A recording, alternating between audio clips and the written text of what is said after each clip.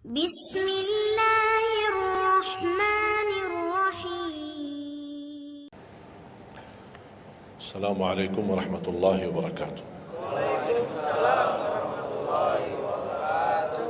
الحمد لله رب العالمين، أشهد أن لا إله إلا الله وحده لا شريك له ولي الصالحين، وأشهد أن سيدنا ونبينا محمدا عبده ورسوله الصادق الأمين. اللهم صل وسلم وبارك على سيدنا محمد وعلى آله وصحبه ومن تبعهم بإحسان إلى يوم الدين. سبحانك لا علم لنا إلا ما علمتنا إنك أنت العليم الحكيم. Para hadirin, kaum muslimin, muslimat, mukminin, mukminat, semoga senantiasa dimuliakan dan diberkahi Allah Subhanahu wa taala. Dalam kesempatan yang singkat ini, saya ingin mengingatkan beberapa amalan. Menurut saya, amalan ini rata-rata sudah ditahu oleh orang dan hafal, tapi cukup banyak yang melalaikan, tidak menyadari amalan yang sederhana ini dianugerahkan oleh Allah dengan pahala yang amat-amat besar. Yang pertama, bacaan Al-Quran. Banyak orang yang malas membaca karena tidak bisa baca, atau alasan tidak mengerti artinya. Daripada saya baca tak faham artinya, mendingan tak usah baca. Itu bisikan syaitan. Yang membisiki seperti ini adalah syaitan. Buat apa kamu baca? Kan kamu tak faham. Mendingan tak usah baca, supaya kita meninggalkan bacaan Al-Quran. Sedangkan dijanjikan oleh Allah SWT dan juga Rasulullah SAW, setiap satu huruf 10 kebaikan, bukan setiap amal. Semua hitungannya dengan amal. Salat 5 waktu dapat pahala 50, salat duha dapat pahalanya, salat qiyamul lail ada pahalanya, sunnah fajar sebelum azan, sudah azan sebelum salat, itu pahalanya sama dengan dunia dan seisinya, seluas dunia dan seisinya. Ini sunnahnya. Kira-kira gimana yang wajib? Rasulullah SAW bersabda di hadis yang sahih, la aqulu alif lam mim harf, walakin alifun harf wa lamun harf wa mimun harf. Alif lam mim bukan satu huruf, tapi alif satu huruf, lam satu huruf, mim satu huruf. Cuba kalau kita baca setiap hari satu halaman aja, berapa kita mendapatkan nilai pahala? Hitung, silakan. Bawa kalkulatornya dan hitung sendiri. Tak ada yang sia-sia di sisi Allah. Membaca Al-Quran walaupun tidak memahami isinya, tetap terhitung setiap satu huruf 10 kebaikan.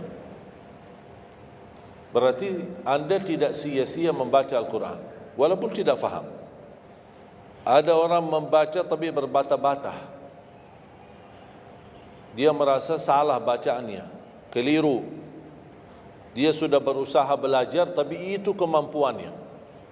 Didatangi syaitan, dibisikin, salah mulu bacaan kamu, tak benar bacaan kamu, wakaf tidak benar, panjang pendeknya tak benar, apalagi hukum tajwid tak benar. Bisa keliru, bisa dosa. Astagfirullah, dosa ya.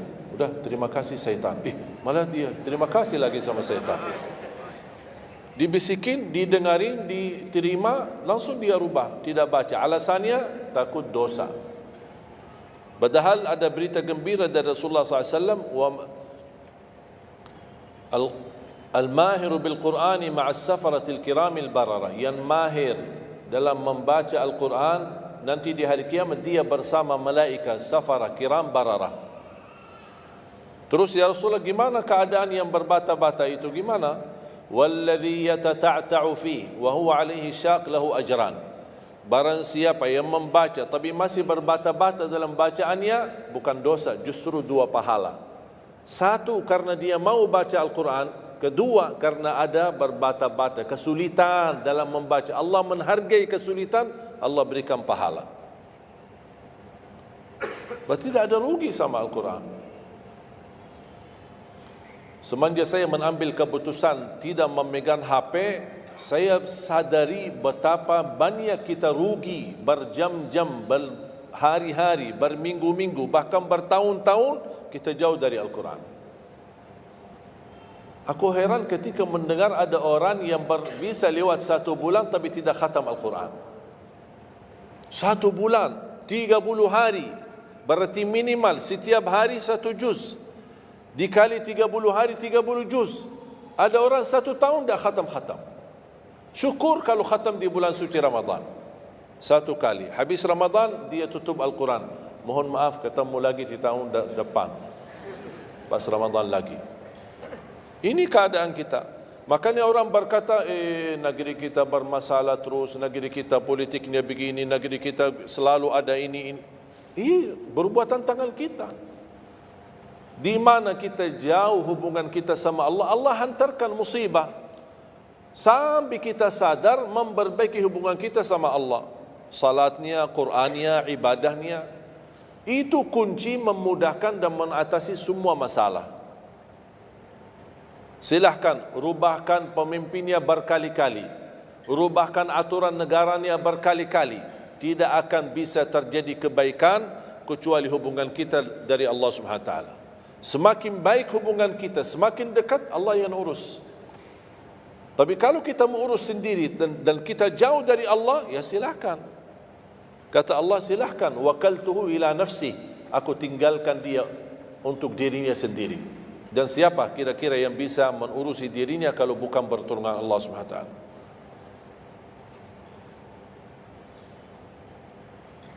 Jangankan bisa khatam Al-Quran dalam 30 hari, jangan 1 juz dalam 1 hari, 30 hari bisa dikhatam dalam waktu 10 jam. Saya pernah tes, menghitungkan waktu, bawa alarm, membaca dari subuh sampai zuhur. Tiba waktu zuhur, saya stop alarmnya, saya lanjut lagi habis zuhur. Sampai asar, lanjut lagi habis asar, lanjut sampai maghrib. Berapa saya habis khatam 30 juz? Bagi orang yang lancar bacaannya, tidak berbata-bata, bacaannya lancar, hurufnya jelas, tajwidnya bagus, tidak terlalu cepat, standar, sebagaimana bacaan tadi salat Isya, itu namanya standar, hadar, tapi disempurnakan tajwid, tidak boleh cepat dan tidak boleh terlalu lambat. 10 jam mampu khatam 30 juz. Saya punya teman sekolah di Madinah, dia berhasil khatam 30 juz dalam waktu 7 jam 49 menit. Makanya aku heran kalau ada orang berkata 1 bulan, mana bisa ya? Tahu enggak apa yang membuat masalah kita kenapa tidak bisa khatam Al-Quran? Karena suka lihat halaman belakang. Begitu buka baru mulai Al-Baqarah, Alif Lam Mim Dzalikal, buka terus halamannya. Sambil baca kita buka 600 sekian, kapan habisnya? Hudan lil muttaqin, sadaqallahul azim. Sudah langsung sadaqah karena sudah merasa berat. Dia menghitung halaman belakang sedangkan dia baru aja mulai 1 ayat. Dia langsung sadaqallahul azim. Syaitan tidak mungkin dan tidak senang melihat kita sering membaca Al-Quran. Kalau orang dulu susah baca Al-Quran wajar, karena susah menemukan Quran. Zaman sahabat cari kulit unta untuk tuliskan ayat yang Allah turunkan. Ada potongan ayat di Sayyidina Utsman, ada potongan ayat di Sayyidina Abu Bakar, ada potongan ayat di sana sini. Coba kumpulkan, susah. Makanya semuanya larinya kepada sahabat yang begitu datangnya wahyu, mereka langsung mendengar dari Rasul, langsung bisa hafal. Seperti Sayyidina Ubay bin Ka'ab radhiyallahu an, Zaid bin Thabit radhiyallahu an, Anas bin Malik radhiyallahu an, Uthman bin Affan. Jadi mereka datangin para penghafal Quran. Tidak ada mushaf, tidak ada Quran, tidak ada HP bisa download Al-Quran 30 juz. Gimana? Tapi mereka tidak pernah tinggalkan Al-Quran. Bahkan ada di antara sahabat yang setiap malam tahajudnya khatam 30 juz. dalam satu tahajud. Cuba bayangkan, kira-kira alasan kita apa? Quran sudah di mana-mana, dalam segala terjemahan, warna-warni, tajwid, semua ada.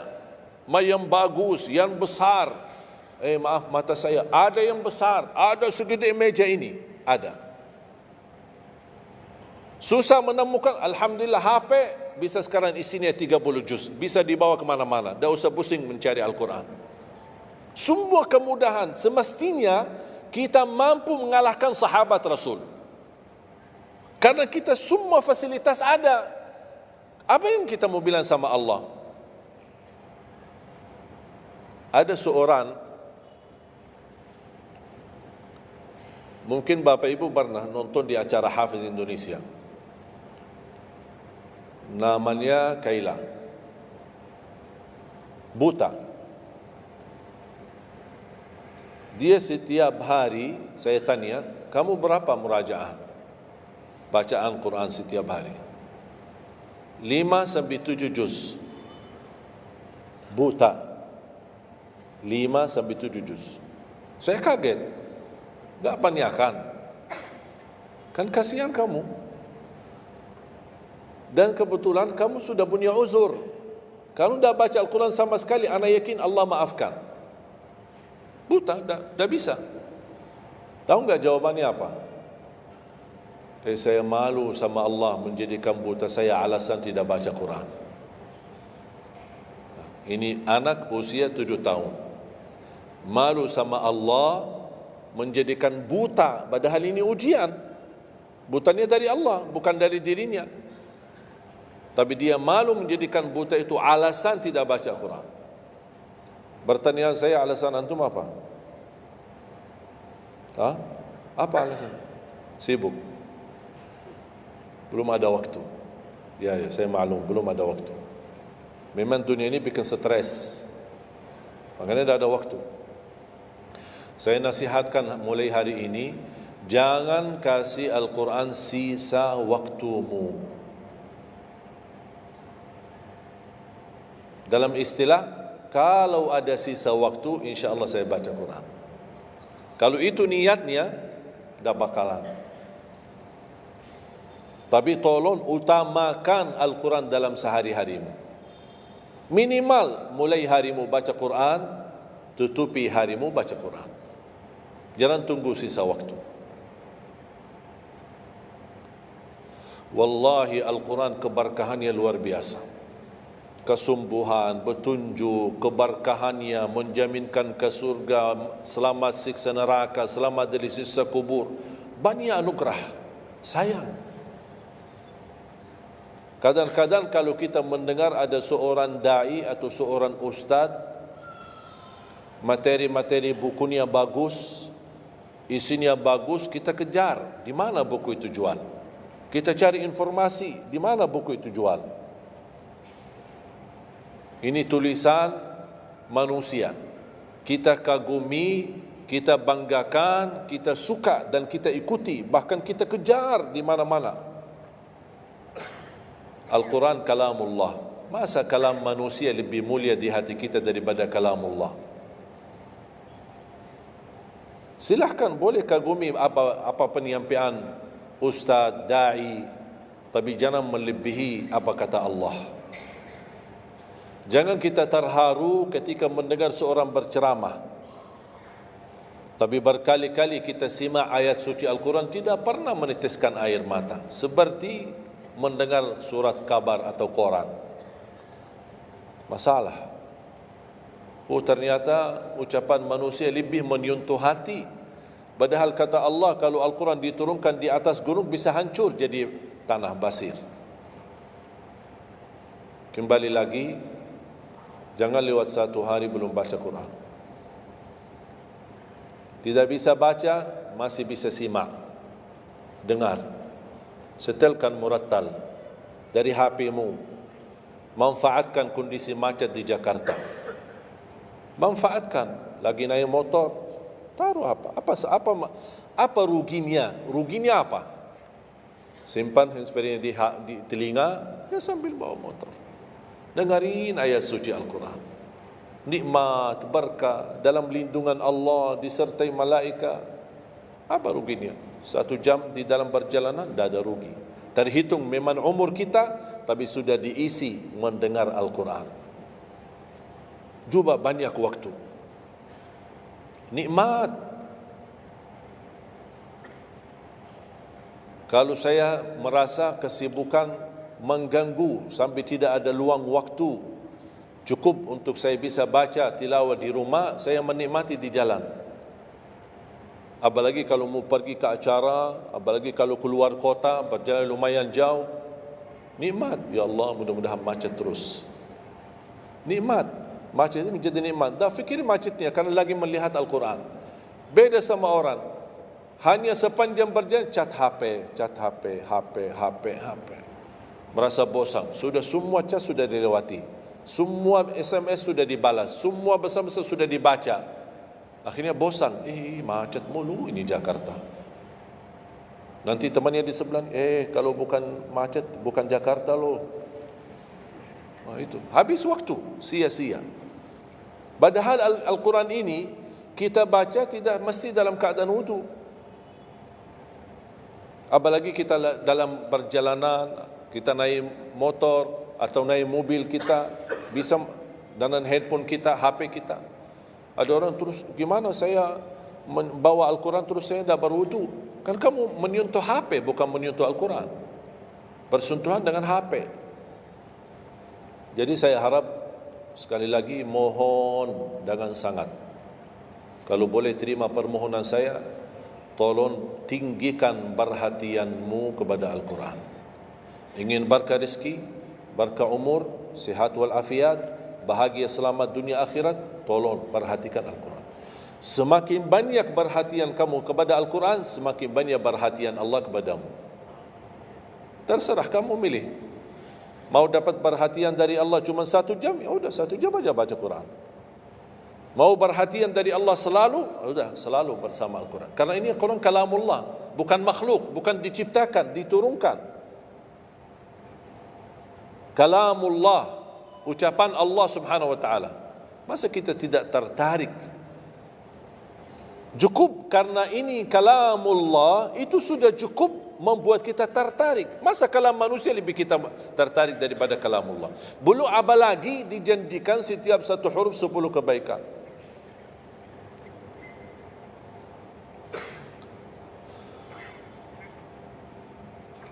Kira-kira siap?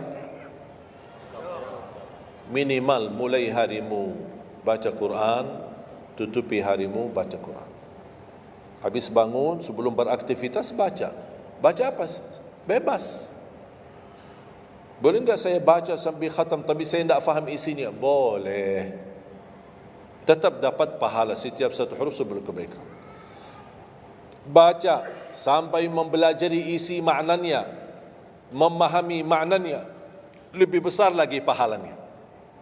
Membaca, memahami, menhayati lagi, lebih besar lagi pahalanya. Membaca, memahami, menhayati, menamalkan, lebih besar lagi. Kalau tidak bisa meraih semua pahala itu, ya paling minimal pahala bacaan.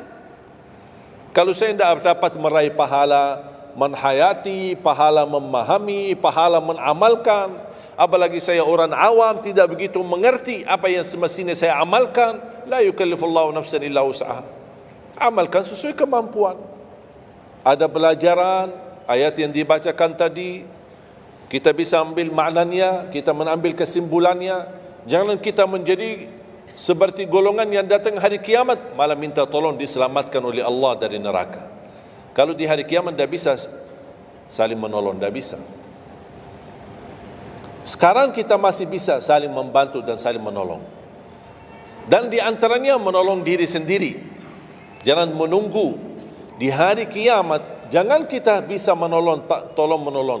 Di hari kiamat orang tua tidak bisa menolong anaknya. Anaknya pun larikan diri daripada orang tua. Tak ada yang mau kenal.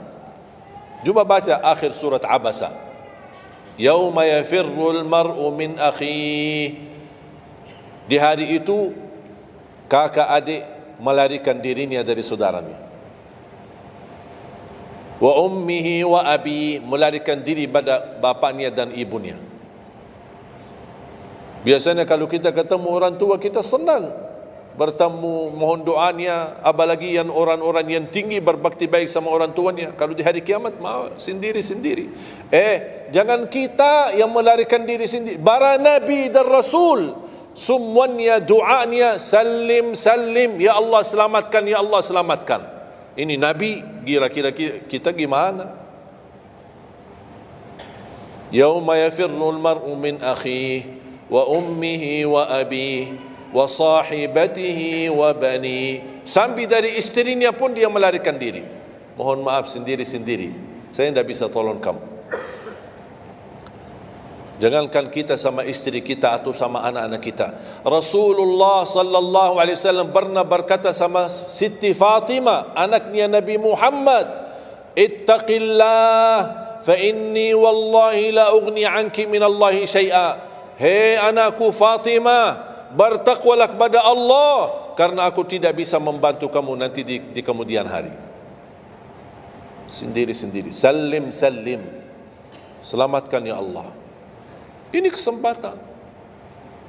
Sebelum kita menjadi na'udzubillah salah alamat daripada ke surga menjadi ke neraka, kita sekarang perbaiki kemana arahan kita, kemana jalan kita.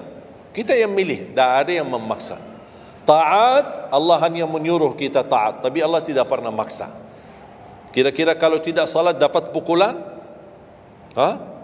Dapat pukulan? Ada yang memukul kita? Ada yang melemparkan kita dalam batu sampai bata kepala kita? Ada? Tidak ada. Taat, Allah menyuruh taat, tapi Allah tidak pernah maksa. Sama juga syaitan, menyuruh kita dosa maksiat, tapi syaitan tidak pernah maksa kita. Sebagaimana ayat tadi dibacakan, ayat surah Ibrahim ayat 22, syaitan berkata, aku tidak punya kuasa di atas kalian, tapi aku hanya menyuruh kalian terlalu cepat taati. Kata syaitan, terlalu cepat respon, aku hanya menyuruh. Da'autukum fastajabtum li, makanya sekarang jangan melialahkan, saya tidak bisa bantu kalian dan kalian pun tidak bisa bantu aku. Kita dua-duanya dijerumuskan dalam neraka, na'udzubillah min dzalik. Oleh karena itu, jemaah sekalian, kesempatan, mumpun masih kita umur, masih punya kesehatan, manfaatkan. Karena akan datang satu saat, sekarang bukan masalah umur, masalah sehat. Tiba-tiba bisa sakit, virus di mana-mana. Kemarin saya punya saudara saya baik-baik aja, tidur bangun sakit, sampai matanya, mukanya macam sakit. Tiba-tiba tak bisa berbicara baik-baik, tak bisa baca Al-Quran dengan baik, tak bisa salat dengan baik. Ini kan mengganggu. Makanya Rasul mengingatkan, ketika anda sehat dan masih punya umur, jangan sia-siakan, karena akan datang satu saat anda tidak sehat dan tidak bisa maksimal ibadah. Selama anda masih bisa dan mampu maksimal ibadah, manfaatkan, jangan dirugikan. Akan datang satu saat anda tidak bisa. Saat anda berdiri, manfaatkan salatmu saat berdiri. Besok akan datang satu saat anda tidak bisa berdiri. Bahkan ada orang yang ingin sekali sujud, tapi dia bisa karena sakit lutut. Dia tidak bisa lipatkan kakinya, tidak bisa sujud. Betapa banyak orang yang merugi ketika dia sehat, dia tidak memanfaatkan dan menikmati ibadahnya. Yang kedua, doa azan. Setiap hari kita mendengar azan 5 kali. Sayang sekali banyak yang sibuk dengan handphonenya. Azan ini panggilan Allah.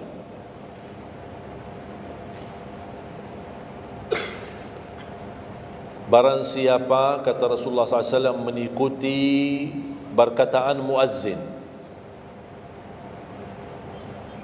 Artinya muazzin mengucapkan Allahu Akbar, kita ucap Allahu Akbar. Asyhadu an la ilaha illallah, asyhadu an la ilaha illallah, asyhadu anna Muhammadar Rasulullah, asyhadu anna Muhammadar Rasulullah. Habis wa asyhadu anna Muhammadar Rasulullah, kita berkata wa ana asyhadu an la ilaha illallah wahdahu la syarika lah wa anna Muhammadan abduhu wa rasuluh. Raditu billahi rabba wa bi Muhammadin nabiyya wa bil islami dina, sebagaimana diriwayatkan Imam Muslim.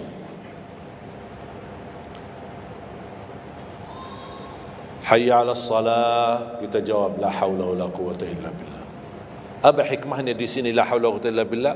Ya Allah, kami tidak punya daya dan kekuatan untuk menghadiri panggilan-Mu kecuali dengan pertolongan-Mu ya Allah. Karena hayya 'alas salah butuh gerak, bergerak, datang.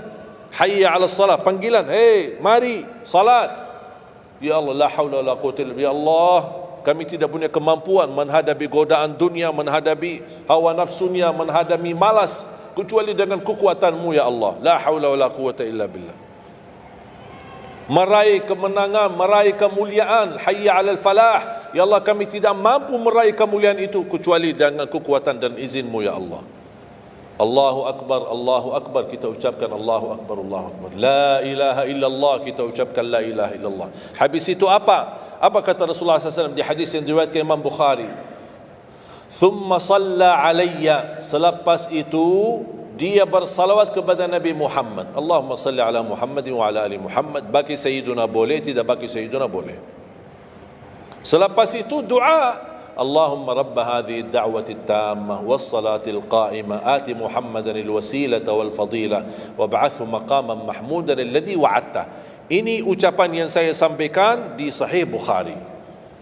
Ada riwayat-riwayat yang lain, Allahumma rabba hadhihi ad-da'wati at-tammah was-salati al-qa'imah ati sayyidina Muhammadan al-wasilata wal-fadilata wad-darajata al-'aliyata ar-rafi'ata min al-jannah wab'athhu maqaman mahmudan alladhi wa'adta innaka la tukhliful mi'ad.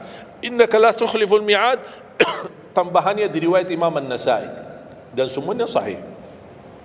Mau milih mana yang anda hafal, mana anda biasakan, silakan. Mau ambil hadis yang diriwayatkan Imam Bukhari boleh, mau ambil yang diriwayat Imam Nasai boleh. Asal jangan sampai begitu dengar azan tidak mengikuti muazzin dan sia-siakan doa itu. Padahal doa sederhana. Siapa yang tidak hafal? Setiap ditayangkan azan di TV selalu dibacakan Allahumma rabb hadhihi da'wati tammah was salatil qaim. Saya pernah tanya guru saya, seandainya ketika saya mendengar azan tapi terlalai dengan kesibukan atau telefon mendadak atau apalah urusan, baru saya menyadari ketika muazzin sampai ke hayya 'alas salah, saya belum mengikuti dari awal. Gimana caranya biar saya tidak rugi dalam pahala? Kata guru saya, ulang sendiri dari awal. Allahu Akbar, Allahu Akbar, Allahu Akbar, Allahu Akbar. Asyhadu an la ilaha illallah, asyhadu an la ilaha illallah, asyhadu anna Muhammadar Rasulullah. Sampai mendapat mengikuti muazzin dalam sisa azannya. Begitu selesai baca doa yang saya tadi sampaikan, apa kata Rasulullah? Barang siapa yang mengamalkan ini, faqad hullat lahu syafa'ati yaumal qiyamah, dijamin dapat syafaatku. 5 kali kesempatan tertulis nama kita, jaminan dapat syafaat Nabi Muhammad, tapi kita sia-siakan. Siapa yang tidak mau syafaat Nabi Muhammad? Ini kesempatan. Jangan tunggu hari kiamat baru saya minta, ya Rasulullah tolong syafaatkan. Ini Rasul sudah menawarkan ini sekarang. Mau enggak dapat syafaatku? Ikuti muazzin dan baca doa azan, kemudian dapat syafaatku. Berapa minit? Tak sampai 2 minit. Ikuti muazzin, selesai azan, doanya tak sampai 2 minit. Allahumma salli ala Muhammadin wa ala ali Muhammad. Allahumma rabbani da'wati tammah was salatil qa'imah ati Muhammad. Dan sampai akhir. Innaka la tukhliful mi'ad. Berapa lama? 2 minit? 3 minit? Tak apa-apa, 5 minit. Tapi dapat jaminan syafaat Nabi Muhammad. Hanya waktunya cuma 5 minit. Kira-kira siap? Mulai hari ini.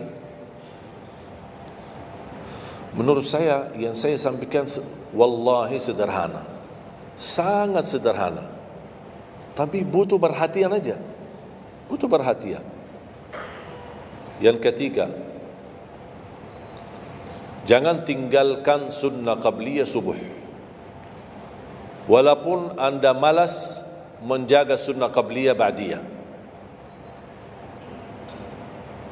Kalau anda merasa diri malas, banyak kan ada sunnah qabliyah ba'diyah. Kan ada sunnah qabliyah zuhur, ba'diyah zuhur, ada qabliyah ba'diyah maghrib, ba'diyah isya, qabliyah subuh. Kalau anda merasa malas melaksanakan sunnah-sunnah, minimal jangan tinggalkan sunnah subuh.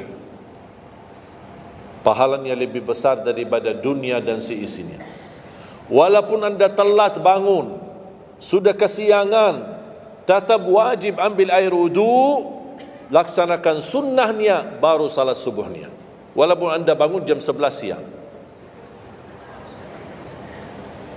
Tetap banyak orang karena ketiduran dan terlewat waktunya, dia tidak salat subuh. Terus ini hutang, wajib bayar. Dan tidak bisa besok ganti subuh 2 kali. Tidak ada di dalam agama. Subuh, ya udah, ya Allah, nawaitu salat subuh yang kemarin karena saya ketiduran lillahi ta'ala. Udah bisa. Apa kata ini? Bukan, mohon maaf, ini bukan kata saya supaya orang jangan ini pendapat baru. Bukan kata saya, tapi kata Rasulullah SAW. Bukan kata Majlis Ulama Indonesia, bukan kata saya, bukan kata siapa-siapa. Kata Rasulullah sallallahu alaihi wasallam di hadis yang sahih, "Man nama an salatin aw nasiyaha falyusalliha mata dzakaraha, la kaffarata laha illa dzalik." Ya Allah, terima kasih ya Rasulullah. Sepertinya Rasul sudah diberitahu umatnya bakal ketiduran banyak dari salat. Makanya sudah diberikan solusi. Seandainya ketiduran, ini juga kata Rasulullah, "Man nama an salatin." Silahkan nanti anda pas pulang buka di Google, biar lihat sanad hadisnya ini. Oh, Syekh Ali kau bawain hadis yang dah benar ini. Silahkan. Tahu, kenal enggak Syekh Google? Syekh Google kenal? InsyaAllah semua ilmu dia tahu. Tinggal masukin aja. Barang siapa yang ketiduran dari salat, hadis. Terus klik, dia keluar. Semua dasarnya apa itu dijelaskan. Semua. Mu bahasa Arab ada, mu bahasa Indonesia ada, mu bahasa Inggris pun ada. Syekh Google hebat. Man nama an salatin aw nasiyaha falyusalliha mata dzakaraha, la kafarata lahu illa dzalik. Barang siapa yang ketiduran, coba ketiduran. Tidur menurut ulama dianggap uzur. Pernah istri saya ketika saya keluar kota, dia hubungi dan dia bangun kesiangan, kira-kira jam 8. Dia telefon dan nangis. Kenapa nangis? Sakit? Enggak, ketiduran tadi subuh. Ya udah, ambil air wudu, salat subuh. Rasulullah aja pernah ketiduran dari salat subuh. Yang tidak boleh, jangan terlalu sering. Kalau sekali-kali karena sakit, terlalu lelah, capek, Allah maklumlah kita manusia lemah. Tapi jangan setiap hari ketiduran. Ya Allah, maaf ketiduran ya. Kira-kira di jam kantor, kalau setiap hari kita telat alasannya, ya maaf bos, ketiduran. Besok lagi alasan yang sama, maaf ketiduran. Besok lagi alasan yang sama. Kira-kira gimana? Dipecat enggak? Dipecat.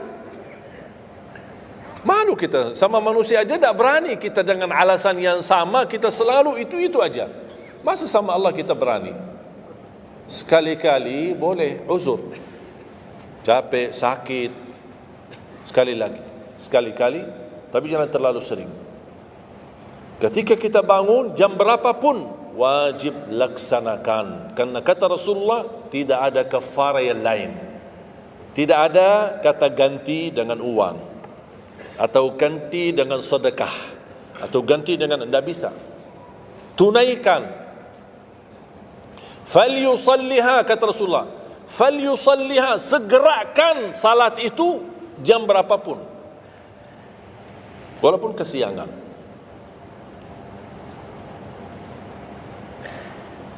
Jelas? Sering ya ketiduran ya? Saya juga berapa kali ketiduran. Bukan berarti saya tidak pernah ketiduran, berapa kali. Bisa ada orang habis tahajud, terlalu lelah, capek, dia mau hanya istirahat saja di atas sajadahnya. Pas bangun sudah jam 7. Padahal Masya Allah tahajud. Semangatnya tahajud tapi ketiduran salat subuh. Makanya ini harus disesuaikan kemampuan. Anda merasa diri kalau salat tahajud 8 rakaat, bangun jam 2, ya Allah kuat, tidak kuat ini. Kembali kepada kemampuan. Tahajud tidak harus 8 rakaat. Tahajud tidak harus 20. 2 rakaat, tutup witir sudah tahajud. Dan tahajud pun salat malam tidak harus tidur dulu. Ada orang, harus tidur walaupun tutup mata sebentar terus buka lagi. Ini ilmu baru di Indonesia ini. Saya pernah share satu video, ada satu komen dari jamaah, enggak, saya belajar harus tidur dulu walaupun tutup mata sebentar terus buka lagi. Kembali kepada kemampuan. Ada yang biasa tidur, bangun tengah malam, sepertiga akhir, itu lebih afdal. Tapi ada yang tahu dirinya, kalau saya tidur mana bisa bangun. Udah, mendingan daripada tidak ada tahajud malam itu, mendingan kita salat. Dan ini bukan kata saya, dan bukan kata ulama, tapi kata Rasulullah sallallahu alaihi wasallam. Sebagaimana di hadis yang sahih kata Abu Hurairah radhiyallahu an, pernah Rasulullah menwasiatkan aku jaga witir sebelum tidur. Berarti Rasul mengizinkan kita melaksanakan ibadah salat malam, di antaranya witir sebelum tidur.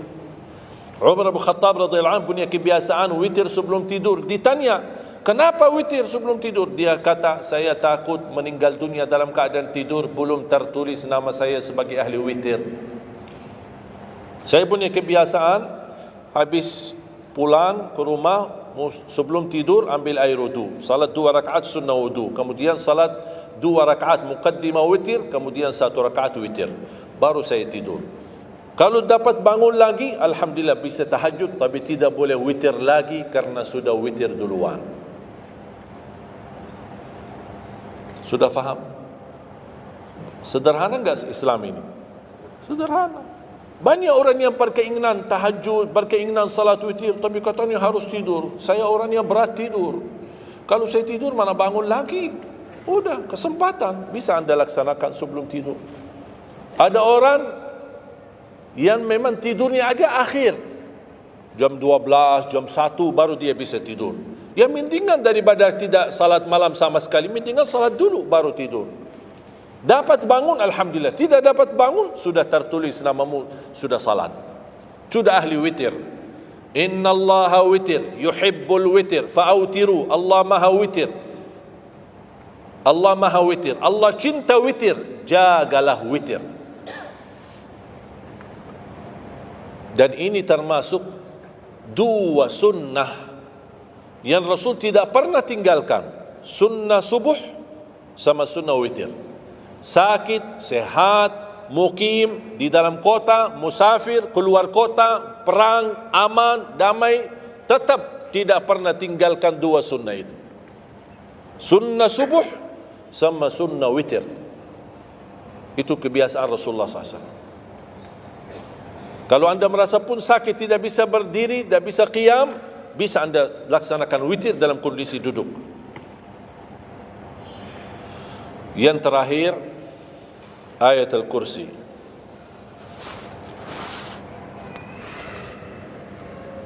Jangan tinggalkan ayat Al-Kursi lepas salat.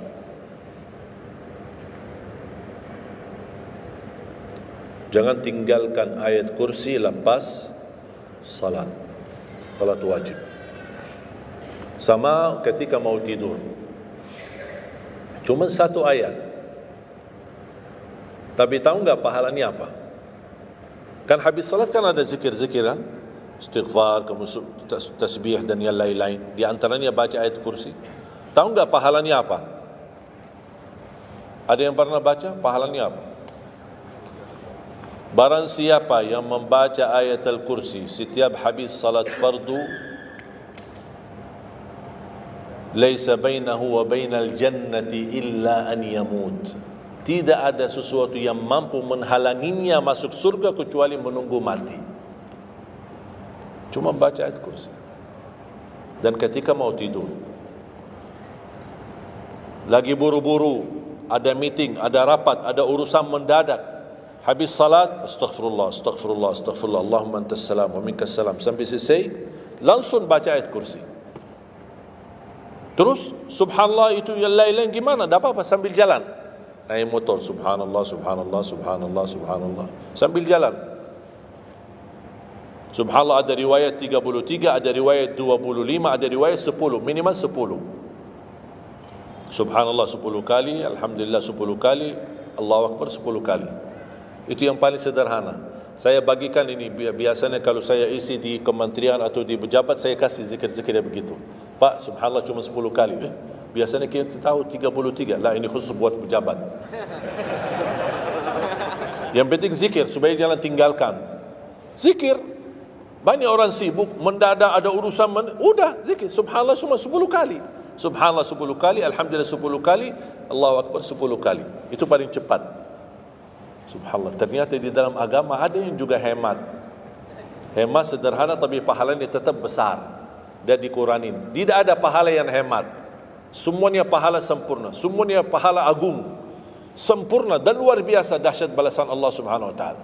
Makanya jangan disia-siakan. Yang sederhana ini, makanya saya buat buku 20 amalan ringan tapi pahalanya sangat menakjubkan. Karena selama saya di Indonesia, saya sudah tahu prinsip orang Indonesia. Orang Indonesia tidak suka yang ribet-ribet. Yang ribet-ribet tidak suka. Yang susah-susah tidak suka. Orang Indonesia mau mudah yang ingat, mudah dihafal, mudah diamalkan dan masuk surga. Itu orang Indonesia.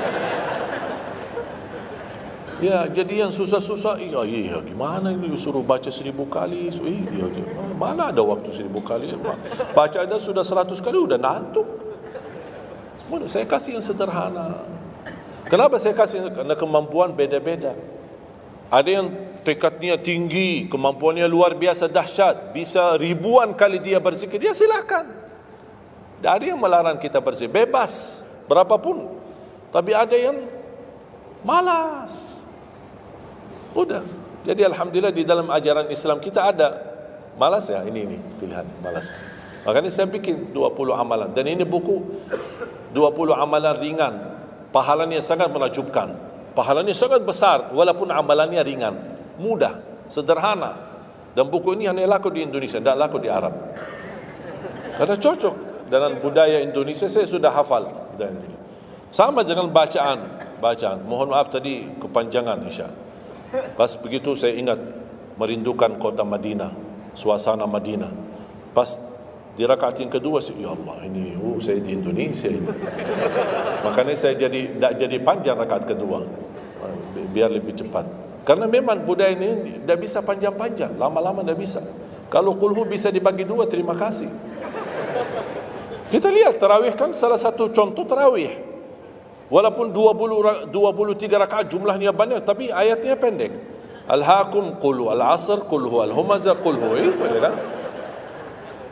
Ini budaya. Kita kan hormati budaya, harus belajar.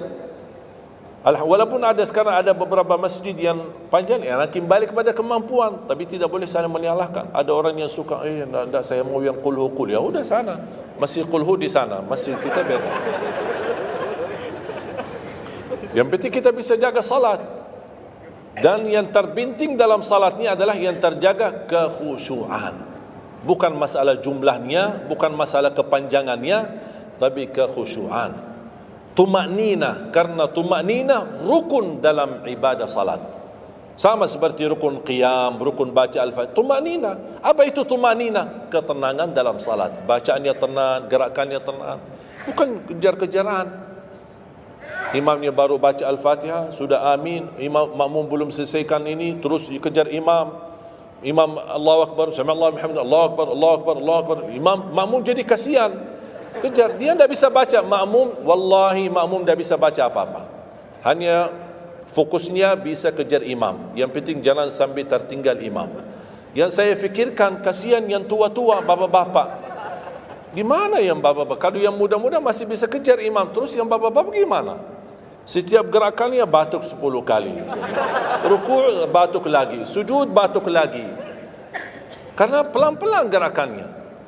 Saya pernah ada satu kejadian ketika masuk salah satu kampung, kita lewati, saya mampir, samping saya ada bapa lumayan tua, gerakannya juga pelan-pelan. Yang saya kasihan, Imam Allahu Akbar. Saya suka pas ketika takbir. Allah. Bismillahirrahmanirrahim. Alhamdulillahirrahmanirrahim. Astagfirullahaladzim, saya kaget. Barusan enak, takbirnya enak kok. Bacaannya kenapa enggak? Ini pelan-pelan aja. Santai aja, santai. Walaupun baca satu ayat dua enggak, bukan masalah berapa banyak bacaannya. Yang penting kekhusyuan, tumakninah, karena rukun tumakninah. Allahu Akbar, sami Allahu hamdah. Saya lihat bapa ini yang sebelah saya. Saya masih bisa kejar imam. Bapa ini enggak kejar-kejar. Imam sudah rukuk, bapa belum rukuk. Begitu imam sami Allahu hamdah, bapa enggak jadi rukuk, dia ikut sami Allahu hamdah. Astaghfirullahalazim. Bas sujud, kita sudah sujud 2 kali. Bapa kan pelan-pelan sambil batuk. Terus dia turun sujud. Pas dalam kondisi sujud, kita sudah berdiri, bapa kan baru dia turun. Dia berdiri lagi. Astaghfirullahaladzim. Pas di rakaat yang kedua, saya megang tangannya, Pak, kita pulang aja deh.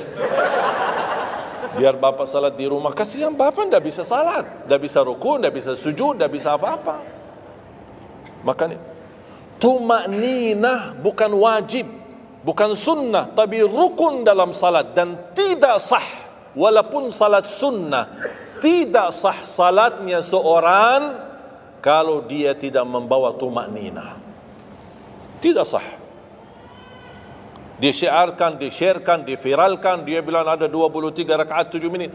Menurut saya tidak usah panjang lebar dibahas. Tidak sah, sudah selesai. Karena meninggalkan, sama dengan orang salat tapi tidak baca Al-Fatihah. Kira-kira sah tidak? Tidak sah. Gimana kira-kira bacaan Al-Fatihah? Oleh kerana itu jemaah sekalian, mari kita sama-sama, apalagi tidak lama lagi kita menyambut bulan suci Ramadan. Saya harap kita mencintai budaya kita, mencintai negeri kita, tapi harus hal yang perlu diluruskan, harus diluruskan. Apalagi yang terkait ibadah salat, tarawih. Tidak masalah masjid 11 rakaat, ada masjid 23 rakaat, jangan ribut. Tidak masalah. Yang mau 11 silahkan, yang mau 23 silahkan. Yang penting kita bisa melaksanakan salat dengan baik. Apalagi alhamdulillah sudah sekarang muncul banyak para imam-imam, pemuda-pemuda yang bacaannya merdu, yang bacaannya indah. Kita bisa menikmati suasana bulan suci Ramadan. Bacaannya tidak mesti panjang-panjang. Walaupun rata-rata di Indonesia jarang kita menemukan masjid yang khatam. Dulu saya ingat waktu saya masih di Lombok, kita ingat salat tarawih khatam 30 juz, dan salat tahajud di 10 malam terakhir khatam lagi 30 juz. 2 kali kita khatam dalam 1 bulan Ramadan. Tapi ini karena permintaan dari lingkungan dan jamaah. Kalau tidak ada permintaan susah. Apalagi orang baru datang. Saya sering memperhatikan orang baru datang kayaknya salah masuk masjid. Pas begitu melihat imamnya kepanjangan, ini masjid apaan ini, mundur ke belakang. Barulah saya pas ketika lihat ada makmum mundur, saya baru masuk. Bapak mau kemana? Mau ambil wudu lagi. Pas habis salat saya tarik kanan kiri, tidak ada. Ternyata ambil wudu di rumahnya. Jadi karena tidak semua bisa, makanya tidak boleh kita saling menyalahkan, tapi kita harus saling mengingatkan. Saling mengingatkan. Mari kita sama-sama menjaga ibadah yang benar. Mari kita sama-sama menjaga ibadah yang khusyuk, ibadah yang tumakninah. Mudah-mudahan amalan-amalan yang saya sampaikan tadi, mudah-mudahan bisa diingat, bisa dihafal dan mudah diamalkan. Masih ingatkan? Atau perlu saya ulang? Amalan pertama, Quran. Minimal mulai harimu baca Quran, tutupi harimu baca Quran. Yang kedua, ikuti muazzin, sama juga disertai doa azan karena jaminan dapat syafaat Nabi Muhammad SAW. Yang ketiga, jangan tinggalkan qabliyah subuh sesudah azan. Walaupun anda bangun telat, melaksanakan salat subuhnya tetap didahulukan dengan salat sunnahnya. Terus yang keempat, Witir. Witir. Jangan lewat satu malam belum witir. Walaupun anda bisa laksanakan witir habis salat sunnah ba'diyah Isya atau sebelum tidur anda di rumah bisa laksanakan witirnya. Terus yang keenam ayat kursi setiap habis salat fardu. Mudah-mudahan insya-Allah amalan ini yang sederhana mudah-mudahan bisa kita jaga. Walaupun sederhana tapi saya yakin akan membantu menjadikan banyak perubahan dalam kehidupan kita. Akan bertambah keberkahan, ketenangan. Kita akan merasa jauh lebih sejuk, bahkan jauh lebih nikmat untuk kita beribadah. Baru saya ingat satu hal, sedekah. Kalau bisa sedekah subuh. Pengalaman saya dari semua pelajaran yang saya belajari, saya menemukan sedekah semua waktu baik. Jumat, waktu majlis ilmu, habis majlis ilmu, semua sedekah itu baik. Tapi saya menemukan sedekah subuh itu yang paling baik, yang paling dahsyat, yang paling cepat terkabul hajat kita. Kenapa sedekah subuh dahsyat? Karena setiap waktu subuh Allah turunkan malaikat, tugasnya cuma satu, mendoakan orang yang berinfak di subuh hari. Tidak usah payah dan susah cari orang miskin subuh hari. Mulai malam ini anda sediakan kotak amal dalam rumahmu. Atau anda bisa pinjam seperti kotak amal ini Darut Tauhid ya, ini bisa anda pinjam atau minta sama Darut Tauhid. Anda bisa simpan di rumah. Setiap habis subuh sebelum beraktivitas isi sedekah. Yang lebih dahsyat lagi sedekah yang disertai doa. Karena wallahi terjamin doamu terkabul dengan wasilah sedekah subuh. Sakit, ya Allah, aku mohon dengan berkat sedekah ini sembuhkan penyakitku. Kalau orang tua yang sakit, doakan orang tua. Ya Allah, dengan berkat sedekah subuh ini sembuhkan orang tua saya. Mencari jodoh, mencari kerjaan, apapun masalah yang anda hadapi, masalah hutang, masalah apapun. Orang tua sudah meninggal, ya Allah aku mohon dengan berkat sedekah ini titipkan pahala sedekah ini untuk kedua orang tuaku. Apa saja, mau hafal Al-Quran, tapi kalau boleh saya usulkan satu kali sedekah fokus satu hajat. Jangan sedekahnya koin tapi doanya sambil terbit matahari. Malu sama Allah. Kelamaan doa ni sambil malaikat tulis doa ni kelamaan. Banyak sekali doa. Satu kali doa, satu kali hajat, satu kali sedekah. Sesuaikan. Bukan Allah tidak bisa, Allah Maha bisa menolong kita. Tapi kita malu, masa kita sedekah begitu saja, tapi kita minta panjang lebar. Ya, tolong disesuaikan. Tapi rutin, wallahi dahsyat. Antum insyaAllah akan merasakan sedekah subuh, subhanallah. Setiap jamaah yang saya sampaikan, termasuk ada keluarga yang sudah lama menikah, tidak punya keturunan, saya memberikan amalan ini. Suami istri masing-masing mengamalkan, isi sedekahnya, ya Allah aku mohon dengan berkat sedekah ini karunialah kepada kami keturunan. 17 tahun mereka tidak punya keturunan. Alhamdulillah 6 bulan kemudian saya dapat berita gembira dari mereka, kabar baik, alhamdulillah istrinya positif hamil. Sedekah subuh luar biasa dahsyatnya. Sedikit tapi rutin sampai insya Allah kita dipanggil oleh Allah, mudah-mudahan dalam keadaan husnul khatimah.